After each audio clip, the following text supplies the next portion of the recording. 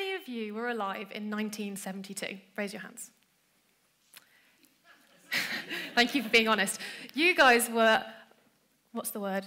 You guys were lucky enough to have been alive when humans were walking on the moon. Now, for the rest of us, times are changing.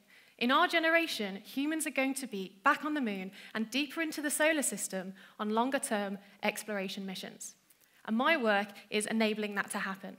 I'm trying to find ways of getting hold of water for these astronauts on their missions.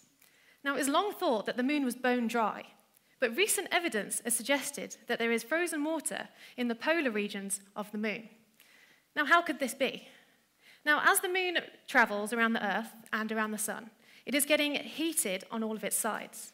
But in the polar regions, particularly in the craters, which never see sunlight, it is so cold it reaches temperatures of minus 250 degrees C.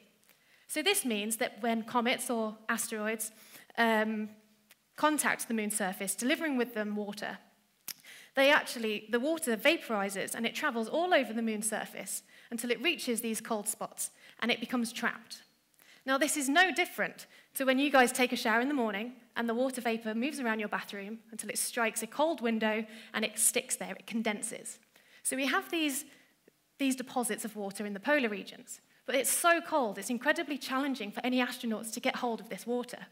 So we're looking at other options of finding water, or H2O, hydrogen, and oxygen. There's actually a lot of oxygen in the moon. 45% of lunar rocks is composed of oxygen. It's bound up in its chemical structure. And hydrogen is really abundant on the moon too.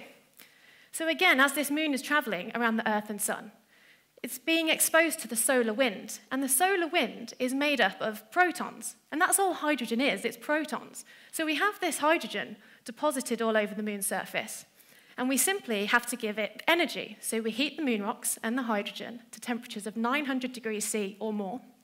And there is enough energy for that oxygen to be liberated, to be released from that structure, and bond with the hydrogen to produce our water. So I'm working on a mission which is going to a near polar region, and it will try and dig down to see if there's any frozen water trapped there. But it will also perform some chemical reactions to heat up the rocks with some hydrogen to see if we can produce water on the moon for the first time. So I'm currently working in a lab to build a prototype for this mission to test whether we can produce water with real moon rocks, so Apollo moon samples, and heating it with hydrogen to produce water. We will then miniaturize this machine and launch it to the moon in about 4 years' time and see if we can be successful.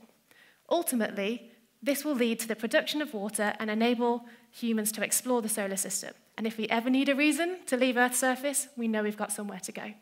Thank you very much. Thank you, Hannah. Thank you very much.